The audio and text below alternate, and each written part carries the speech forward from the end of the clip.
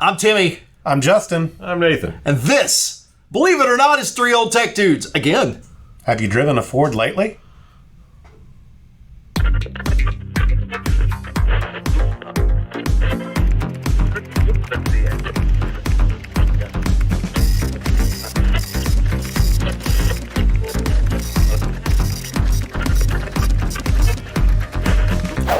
So how you guys been? It's been like a long time since we've sat and done one in this format. It's been a month of Sundays. It's been, I think it was November of last year. Would that in fact be a month and of Sundays? And we ended them in It may be more than a month of March, Sundays. but it is a long time. Yeah, it's been a while. Yeah. More than a month of Sundays. Let's talk Hamfest. Let's talk Hamfest. Hamfest I guess I don't have a choice in the matter. We're talking Hamfest. We're talking Hamfest. You don't have a choice. All right, then. So, what about them? Is it possible in 2023/2024 coming up to make a Hamfest that is small or non-existent into a big Hamfest, maybe not Dayton, but something in that range? Why not Dayton? Well, I'm just Dream big. That is how I see it. Go bigger to help. Isn't that a song? Dream big. It might be. I'm sure. I think that's Dream Weaver, but okay. No, I think Dream Big is one of those inspirational, crappy songs they play to kids in school. Hallelujah. Wait, that's church. Yeah. All right. So the largest one in the United States, as I know it currently, is still Dayton. What is their attendance? Because I don't know that. I know Huntsville's attendance last year. I'm sure it's thousands, probably in the 15 to 20,000 rough guess. That's possible. People travel around the world to go to that. Yes. That's crazy to me. And I don't know if it's still as many as it was it's from hard to say. the 90s. Well, they said they claimed last year they set an attendance record. Okay, Well, so that's I most stand ever corrected. attended. so that may be closer to 25 to 30, which would be cool. I mean, I'm glad that that's Absolutely happening. So what's got us on this topic is we're part of a ham radio club, but some of you viewers know that well. And it's been running a Hamfest for over 60 years. The first one was in 1962. And it had an attendance boom, it appears from the records that we can dig up, in the 1970s. They were claiming 2,000 to 3,000 people. They said they expected. I don't have numbers to prove it. Because in the first 10 years, they would say 500 to 600, which seems more realistic for a two-day Hamfest in this region, even today. Yeah. And because by the early 2000s, where I have solid records, it ran 820 to 850 every year from like 2003 to 2006. That was where it was running at that time. It's a two-day Hamfest at the time, as it was for many years. In 2012, our club decided to do a one-day Hamfest, which is only 4 hours long on a Saturday. It was a manpower issue. It's not a big club, and at the time it was even smaller. yeah, it was a lot smaller. Somehow in the 1980s, it appeared they had less than 8 people attending ham club meetings. Oh, wow. It got low at one point. The 80s were a hard time for the Hoosier Hills Ham Club, it appears. But we've settled into a pace where we run 180 to 230 for the 4-hour Hamfest, as I call it, on Saturday mornings. Yeah. And for years I've heard many rumors, and some familiar with this Hamfest may know it. I hear it less now because a lot of the hams attending are younger or newer hams that were in the hobby before 2012. That surprised me this year because I got a lot of wild looks when I said two-day Hamfest theories. So, like how could you do that? You won't get vendors. Yeah. I'm like, will you though? Now, that's possible. So, our numbers appeared to be falling off by the time that went to a one-day Hamfest, which was part of the motivation. The profit, which at the time it funded our ham club, that's gotten a little better since. Or we're just spending less money. There's a little bit of both. Well, we've gotten, also we've gotten. They used to like to throw projects out there and buy things like 2 or 3 times a year, which would deplete them. So. Well, but we now also have a radio station on our tower that's paying for. And it pays a lot in excess of the monthly. Yeah. So utilities, which was not always the case. We're not hurt for funds. Yeah, not at all. And that's great. So that's got me thinking. Okay, this 4-hour Hamfest is great, but it's a lot for 2 or 3 or 4 guys running the thing to really get anything done. Like we had forums this year, and I thought that was very successful. But man, I was stressed the whole morning.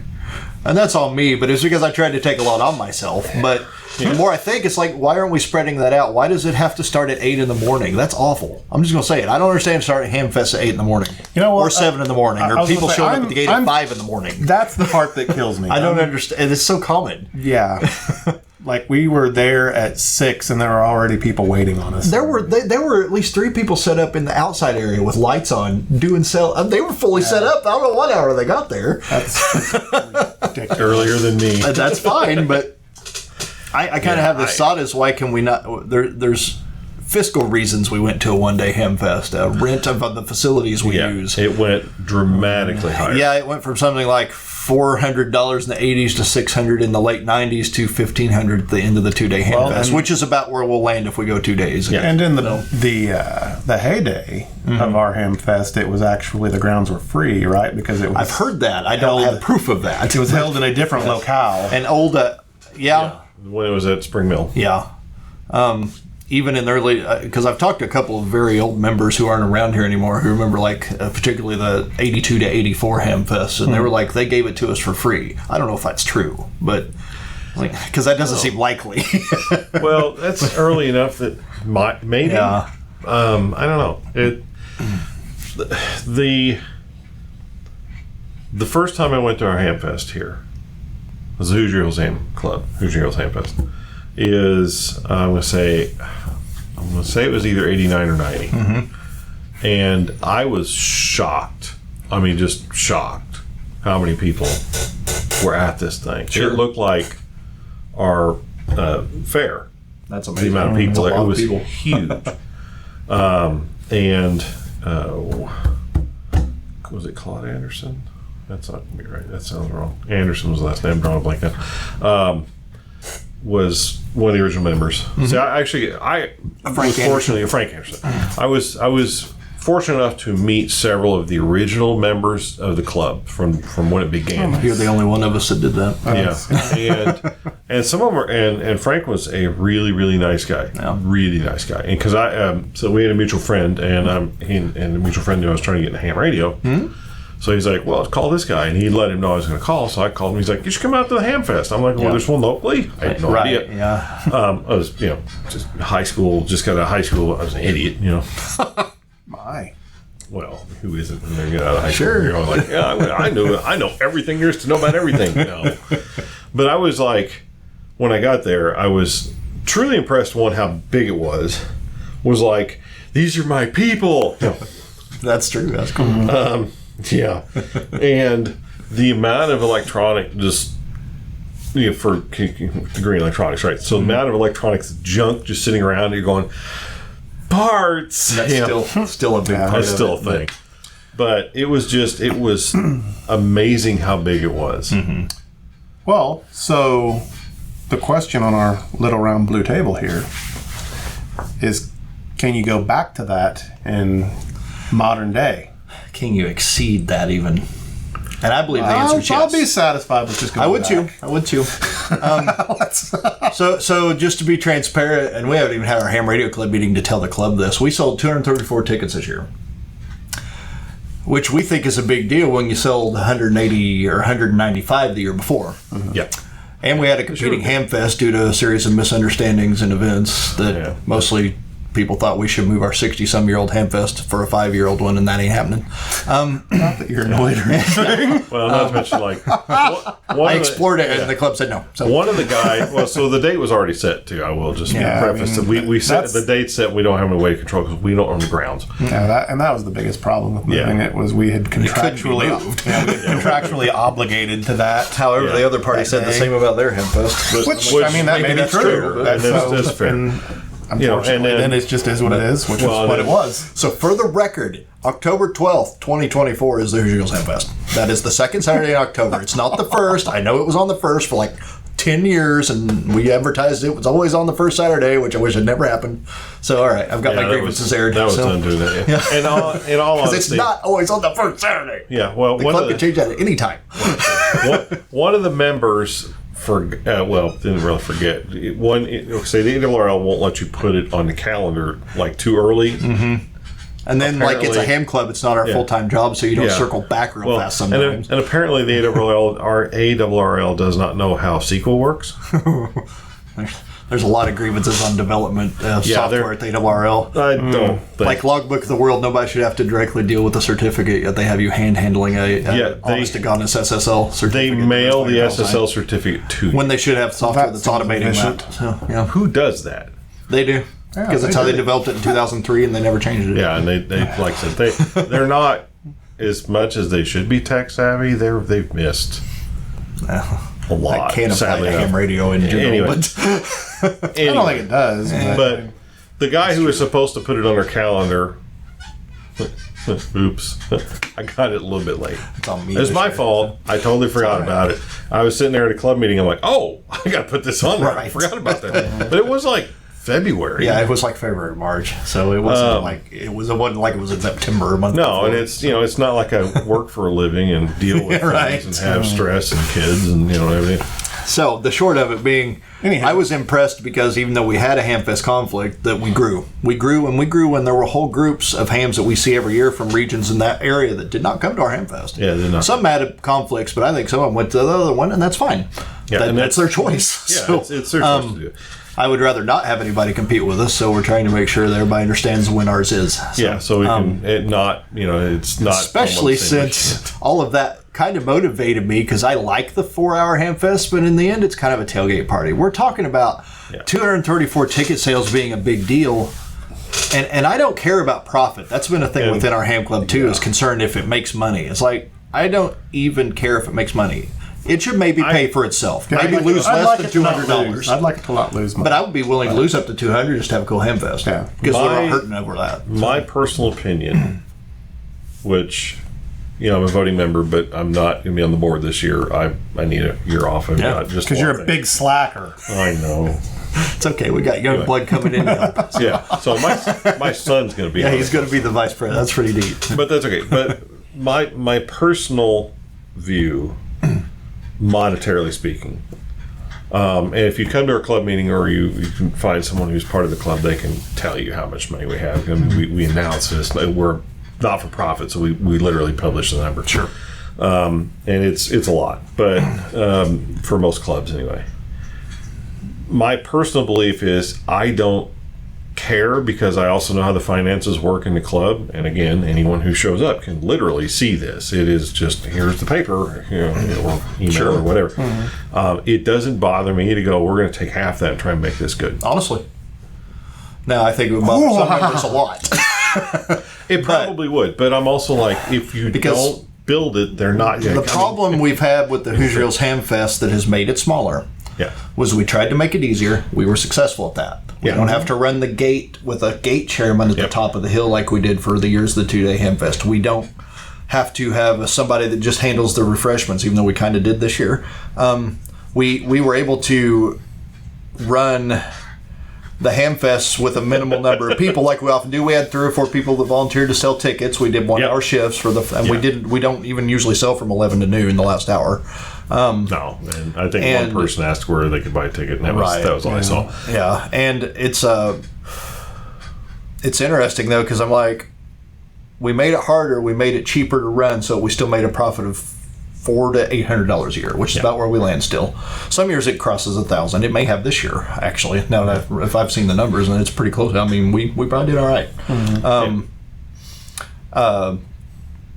But to me, I'm like, if it's for fundraising and you have to have it, that's one thing. And to be clear, for 30 years, this funded the Hoosier Hills Ham Club. We're unique in that we have real estate. We have our own repeater tower.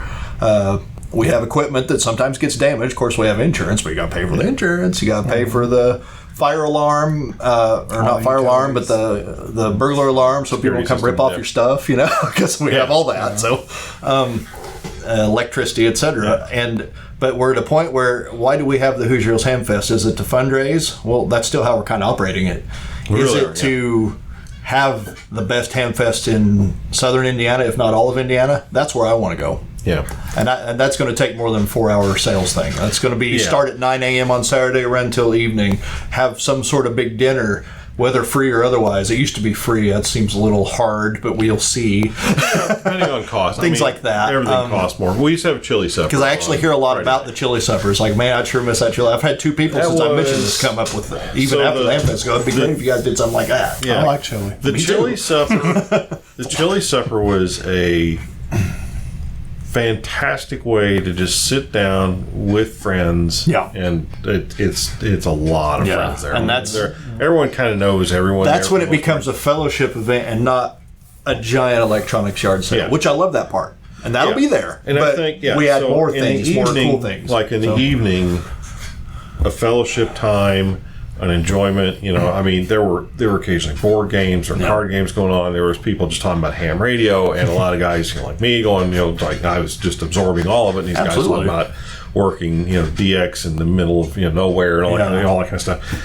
And if you experience that and then it's gone, you'd miss that. Yeah. Or at least I do. Yeah. You still see it at Dayton. I know there's guys that hang out and there's events there. Of course, you have about 2 to 3 days of it to be involved with that. But and there's everything right now is just crazy expensive. Yeah. So that I think brings the point back around and making growth. Growth. But why do people go to Hamfests in general? Right.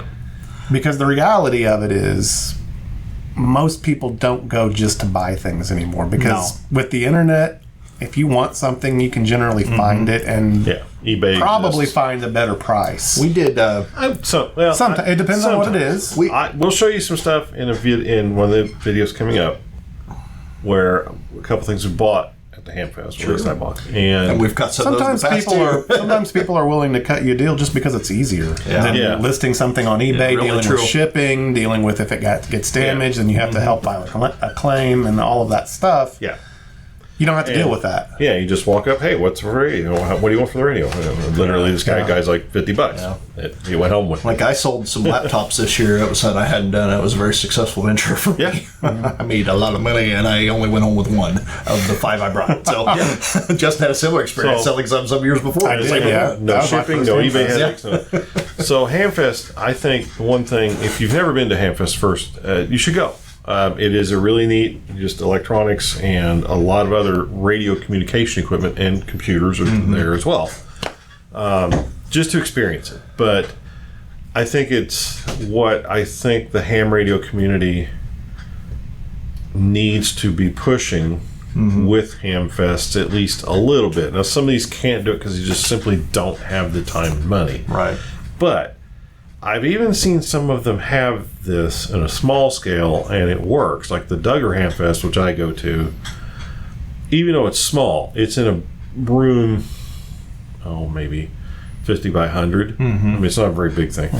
But even they have, hilarious, they have chili. But they have like breakfast, and they have a lunch thing that they do as a club. It's an event more than a sale. And they've got like 4 or 5 tables set up. It's nothing dramatic. I mean, there's like 14 vendors at this thing. It's not huge. But it is one that once you go to, you're like, it's actually not bad. I mean, there's deals. I've always heard good word about it. I've never been to that one, but I've always heard good things about it for 20, 30 years. Yeah, it's not big, but it's, I would call it maybe quaint. Yep. So we have a monitor. Honestly, that's a lot of Hamfests. But there were some fun deals. I bought him a phone. Oh yeah, a little phone, which was just sitting on a table. I can't remember what the guy got for it. It was like $5 or something, or $10 or something. So it was not expensive.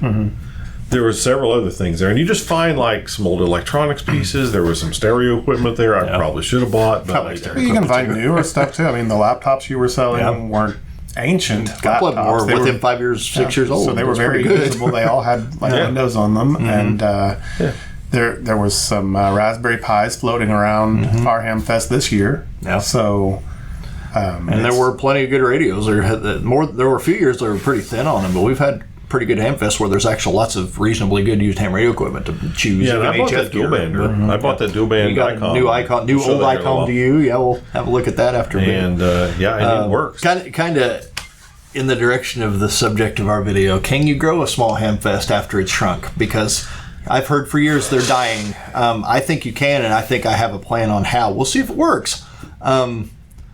First off, you really have to advertise well. We had got in a rut, and it's an old rut.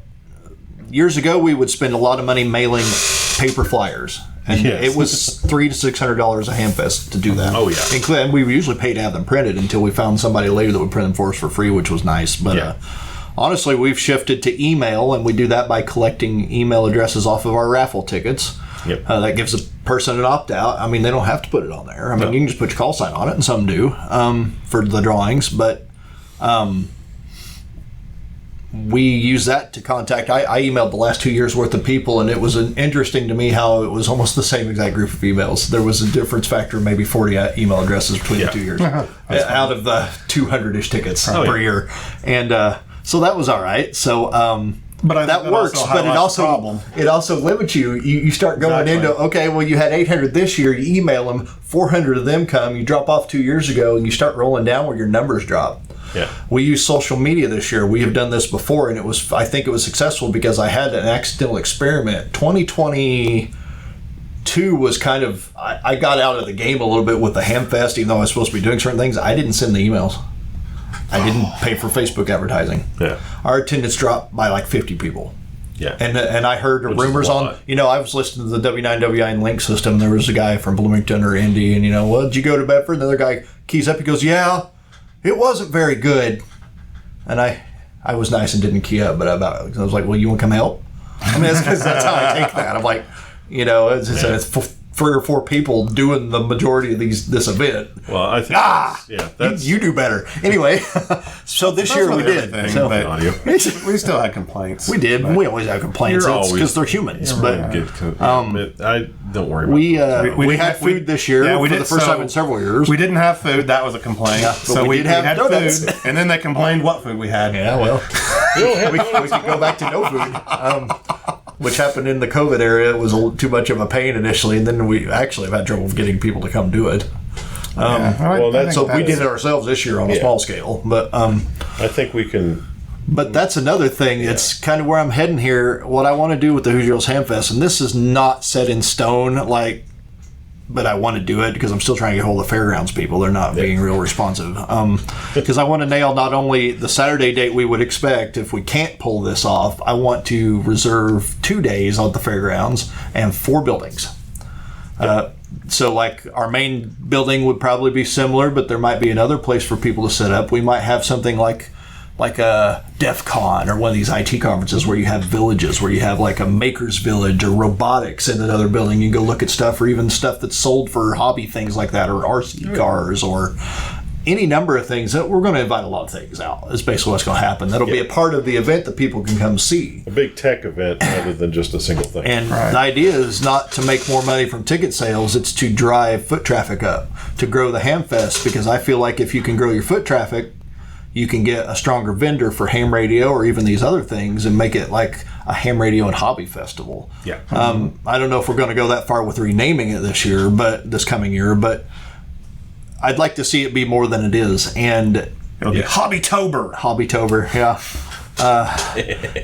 But the big part of the drive is I presented this in our October meeting a week before this previous Hamfest, which we're only a couple weeks out from at this filming, and I kind of sold it to guys who were not so sure about it because they were concerned about profitability. And like I said, I'm looking at that in a different viewpoint than I used to. Yeah. And everybody may not. And of course, they'll have a vote on what we do or don't do as we go forward. But so hey, you may watch this and then the whole idea got squashed. Well, I think we would have more yays than nays. So I'm really fairly confident in that. Because we're talking about making the event better, and that will come with a little bit more work, which isn't that hard to shoulder. So that's one thing. Before you complain about a Hamfest, you should run one, because let me tell you something. We are there until fairly late in the evening to let various things happen, and then we show back up at 5:45 a.m. to open the doors so that vendors can set up. And I mean, you're on fire the whole day, especially running around, the first 2 or 3 hours, trying to get things ready, trying to answer questions, and just, I mean, it's a lot of work. Yeah. So yeah, before you complain about a Hamfest, help run one once. That's right. I think we're headed down a good road because I've come up with something. I was looking at how local events are often held for the community in a more broad sense. Yep. And they'll often invite local businesses to have sponsorship levels. Yep. The Hoosier Hills Ham Club has footed the cost of the rentals and everything for this event pretty much always over time. Oh, yeah, really, yeah.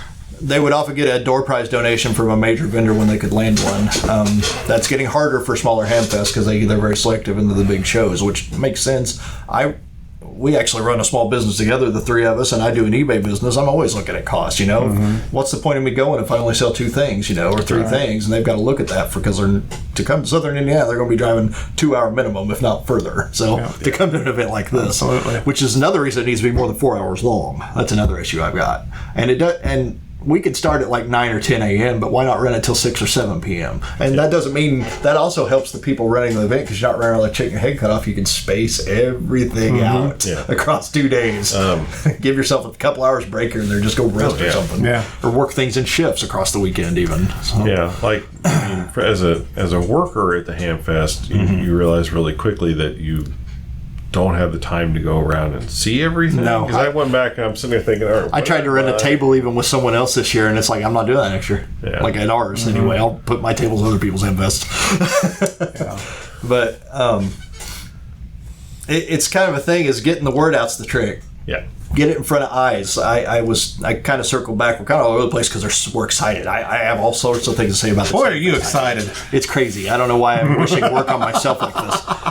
It's ADD. A little bit, a lot of bit. A lot of bit. Yeah. I heard the guy running for president next year. He might just squash all this. I don't know. Oh, he might. I don't know. He's a jerk. Uh-oh. Oh, you? Yeah. I'm looking forward to that. The longest running president in Hoosier Hills. As far as I can tell, I might be. So I think one other guy may have done one more year with a break in the middle. But honestly, I want to see the event grow. I was there when we had 800 people some showing, and it was a party. People come camp out. They'd put their RVs or things around the circle. Yeah. I'm going to try to negotiate that with our fairgrounds and allow that again. That's back when we still had the Zoom Amphitheater. That's right, in the middle, yeah. But that circle's still there, and we're going to rent buildings in such a strategy, I think, that we'll be able to utilize all of the immediate real estate in the middle of that, which would be perfect. I'd like to have food trucks, maybe have a food truck village. What if we have people that just come out? What if we serve ham at a Hamfest? Come on. I mean, that kind of thing. There's got to be somebody out there doing smoked ham truck or something that I can find. I wonder if we could get, what's the smoking Jim's? He might do it. I don't know what he does. Or I can find a booth that'll sell the stuff, because the church food booth of my church out there does it. And we buy most of our fried things from Smoking Jim's. Directly. He orders them in, and we just go give him his cooler and bang. Oh, so, nice. Yeah. So he might be flexible. So, for example. But yeah, so we got a lot of ideas. It's very early in the planning. Like I said, I haven't even got my fairgrounds contract yet, which may take some discussion if I can find the right people. But yeah, I think I'm onto something with sponsors. If I can get 1 or 2 sponsors. So honestly, if you're a ham radio club that would like your name on a banner or something, we're trying to work out something like that where it's sponsored by these various clubs and you pay in to get your name out there. That works better for businesses, I understand, because it's with a ham club, it'll be a little bit of what's in it for us, which makes sense. I get it. Absolutely. But it's just kind of throwing everything against the wall and see what sticks, because I think anything we do to make it a more substantial event means growth. And growth to me is foot traffic, ticket sales. It's not profit. I don't want to change ticket price. I've got some people saying we should. I think it should be $5. Yeah, and if we start getting enough sponsors, I think it should be $3. I mean, we could just keep knocking it down. Easy there. Easy, who cares? I just want to have a cool Hamfest. I think vendors should be free. That's, we got to feed a little bit of time to the group of 30-some club members before I start saying crazy. So, how do you have the coolest Hamfest around? For example, Huntsville Hamfest in Huntsville, Alabama. I've never been to it, but I've been researching it a little bit. It's a 2 or 3 day Hamfest. I think maybe 2. Doesn't Greg goes to that? Yeah, one of our members, Greg, does. Yeah. Well, shacking off. which is another YouTube channel. Yeah. We ever shot a session where we didn't bring them up once? They bring us up. That's true. We're bringing them up. That's valid. Sorry, Greg. So what if we? And they go to our hand club. They published their attendance at Huntsville for last year, which blew my mind. 5,600 tickets. Holy shnikes. Wow. Okay. So I expect it to be 20,000 though, because they have ICOM there. They have all the big dogs. It looks like Dayton's area. Yeah. And I'm like, so they'll come for 5,000 feet or 5,000 sets of feet? Yeah. 5,000 bodies, they'll come. I could get 800 10 years ago at the Hoosiers Hamfest. Supposedly 10 years before that we were getting 1,200. And before that, 2,000 in the 70s. Yeah. And I'm like, okay. It's almost like a case of you ability to come. If you spend enough on advertising, I spent $75 on Facebook advertising. I feel like it drove my attendance up by 40 or 50 people. Yeah. Maybe more considering the people that went to the competing Hamfest. Yeah. I think what if I spent 300? Yeah. What if I bought a QRZ banner at the top of the thing? Yeah. Or what if we start playing Big Dog? I think that's how you become Big Dog. Yeah. What if you invite ICOM and Kidwood and ignore the people who say they won't come? Don't even ask. It ain't worth your time. Yeah, and you do get a lot of that. It's not true. Don't ask. I'll say what? So you're not going to be a visionary. All right, that's fine. Yeah. They're pretty nice when they reject you. Yeah, they are. But it doesn't. It really doesn't hurt to ask. No. So, that's the short of it. I feel like we can grow it. I would love to hear from anybody who has done such a thing or has started a new Hamfest and seen it grow. I don't make a lot of Hamfests. We're not retired like some of the older guys who are able to travel around. I work 40 hours a week. We all three do. We have a side business doing the evening some. Wait, just I do eBay. You're only working 40 hours a week? Yeah, sometimes more. That's fair. I have children. I have a wife. I have a house to take care of. I'm not going to a lot of Hamfests. I make about 2 to 3 a year. So. That's counting hours. And that's about where I'm at. Yeah, 2 to 3. I don't even think I made 2. I think I made hours. I made Columbus. We made Columbus. Yeah, okay, that was in the year, Columbus, Indiana. Yeah, I made Columbus and hours. I made the Sellersburg Birmingham tailgate party. Yeah, and I did not. So I was the only one who made that from our group. Columbus and Duggar. Mm-hmm. Yeah, I didn't do Duggar. And Bloomington. Oh, I went to that one too. Yeah, I forgot about that. And then Everest. Sorry, Bloomington. Bloomington's not. It wasn't bad. Small. It was more like it's like a little 4-hour thing. Like ours. Radio. Yeah, yeah. I looking at our Hamfest as it is, it's pretty good compared to the region. Columbus is next closest. Columbus is next closest, and I actually think their hair smaller. So, but their tendency is huge. In area, well, I think there's a trick I think they're doing. Mm-hmm. It appears that way, which it may or may not be, but it just appears to me to be this way. That because they're in a smaller physical area, that it kind of concentrates more of the people together. Yeah, I don't know anybody from that club. I have actually wanted to reach out and ask about their ticket sales numbers. I'm curious. I'm curious how many people come to that. So that's one thing with our layout. We could fit twice the number of absolutely we could. Absolutely than what we have because the building that we rent is very large. It's their gap. It's maybe the biggest Hamfest building I've seen in the area. Yeah. Their gap between tables at Columbus is like 6 feet. It was actually bothering me when we went. I do remember that because you couldn't stop and look at tables hardly, and they moved to a new location partly, I think, to resolve that issue because they had been in the same building. I know they were in the building we went to at their fairgrounds up there the first time we went, and second time we went twice. In 1998, when I was 16, just got my license. I went up there. They were in there. I think we went 3, but maybe we did. Actually, but this year was the first one where they moved it to a local high school to a bigger area, but it still seemed tight. Columbus vendors. They were crammed in there. It was. I thought personally it was a little tight between tables. Now I like the Hamfest. But it's the same thing because we've explored moving our Hamfest.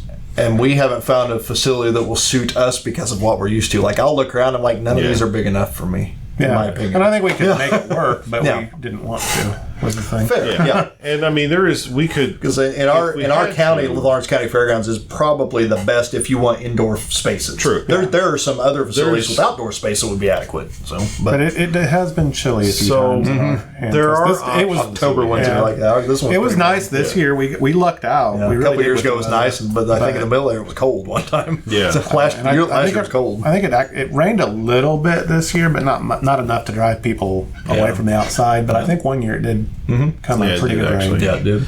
So there's options if we ever wanted to go to a smaller location, or at least a smaller... But we don't want to do that. We want bigger. Because we're going to outgrow the Lawrence County Fairgrounds. But the thing is, if we ever had to, obviously, like school gymnasiums, that would be an option too, yeah. Or cafeterias, certainly have the ability to handle the people. But anyway. Well, the thing is, I like the idea of multiple buildings, though, because I love the idea of villages. Oh, that's so cool. So you have different areas, maybe different whole buildings for different hobbies. We've talked about, what about vintage computers? We think that would be a low draw, but what if you put that in the corner of one of those? It's just a little space where there's some stuff set up for people to look at. What if you do... so many things you could do with that. You got to think outside of traditional Hamfest. And you see some of this in places like Dayton and the bigger Hamfest where they have displays and things like that. And I'd love that because I love looking at stuff, That's what county fair is. Everybody just walks around and looks at cows and stuff. Just walk around and look at radios and old guys with HDs, and some young ones and some young ones. I still want us to kind of reach out to Ask Found Arcade. Yeah, we thought I'd do a big arcade in one of these buildings, just to see. What if it's free play or something, Your ticket gets you free games. Well, those people are probably going to walk through the Hamfest too, some of them. They may get an interest in ham radio. They may come see a forum on how to get into ham radio. We did that this year, and it was pretty successful. Yeah, we did 3 forums, and that was a big push for me because I did 2 of them. Then Nathan stepped in, and then another guy who's a member of our club. He's not able to make our meetings much. He here is doing an FT8 when he goes, I want to do that with you. I'm like, absolutely. And I had so much fun doing that because it was somebody to banter with about it, who Marshall, was even more excited about FT8 than I was. Yeah, Martian 9PWW. Yeah, Marshall. Yeah. He's an FT8 fiend since this past field day. So that's what he said. That's what got him going in it. So. Yeah, I did one on antenna building. You did? So there'll be a video on that. I've been lazy and haven't released it yet. I will release it. Yeah, I'm actually putting on I think we did the FT8 one on the channel. I'd have to go back and look. The same presentation I basically presented. But it would have been a couple years back. But I have not done the intro to ham radio one I prepared, and I think I may do a video form of that. So... for 3 old tech dudes, because we don't have anything like that. There's lots of intro to ham radio or how to get started videos out there. We don't have one, so I think we should. We need to. Badly. So if you have any ideas on how you would like to see a Hamfest grow, or what we want to know what you want at a Hamfest, let us know. I know some of you guys watching are in the region, so they come and to our stuff and tell us what you want to see. Yeah, Dan. I've heard. Yeah, especially that. I've heard a guy down in Dan's region actually who's used to live up here forever ago who's like, man, I miss the chili supper. That's what we really miss. He said it was on Friday night. I think we did do it on Friday night for the one-day Hamfest for a while. Yeah, because it was... In my head, I see that being on the Saturday night of the first day of the Hamfest of the 2 days, because we're not going to do a setup day and then a Hamfest day. I'm talking 2 days of Hamfest. Yeah, it was. That's what I want to do, which is a little different even than how we did 2 days prior to the one day. So, but... It was... For the most part, it was Saturday night chili supper. Yeah. Well, Saturday setup and then chili supper, and then Sunday was the actual. That's how it was before. Yeah. Mind and then we moved the chili to Friday for a while. It was really 2 days, but it was. And the chili supper, the reason it got discontinued was partly manpower, and it was absolutely the most work of the Hamfest. The chili supper. It really was. So, they would make the chili. They would get like 60 gallons. Sometimes they bought the really nice canned ones, but they buy like 60 of them or something. Oh, wow. In the bigger days, and it was a spin. I think the most I ever heard. It was like $600-700 to have that. So. Oh yeah. But I think one year we made like 55 or 60 gallons worth of chili, and there aren't much in the way of leftovers. So. No, there really wasn't. Chili now. Yeah, too bad Wendy's is always out of everything, right? Especially our local ones. Sadly enough. Yeah. So anyway, that's where we're at. We want suggestions. What would cause you to come to a Hamfest in Southern Indiana from hours away? That's what I'm looking for. We already have people that do that for the little thing we have now. Yeah. I hear things like, I make the most money at Bedford. I've heard that in the last 2 years. Yeah. I've heard things like, usually I always come to this one, it's my favorite. Yeah. And and I'm like, tell us that. We need to know. I thought about sending a survey or putting it on the Hamfest website for this year, but I didn't get it done in time because of all the scurrying. But now I have a year to think about it. So, all right. Well, I think that's all I got on the subject. I could talk the entire shoot session we're doing, but I'm not. So we go for like 25, 30 minutes. That's about right then for a good video, isn't it? Slice that up a little bit. Yeah. It's amazing what an editor will do. That's right. Anyway, hey, I guess till next time, guys, we'll catch you later. I'm Timmy. I'm Justin. I'm Nathan. This is 3 Old Tech Dudes. See ya. Thanks for hanging out with us here on 3 Old Tech Dudes. Please subscribe to us here on YouTube for more tech old and new, tinkering at the workbench, repairs, ham radio, electronics, computers, and more. Please like this video and share 3OTD with your friends to help us grow the channel. We tweet at 3 Old Tech Dudes 1 on Twitter, and you can keep up with us on Facebook. Just search for 3OTD and look for our logo. Thanks so much for watching.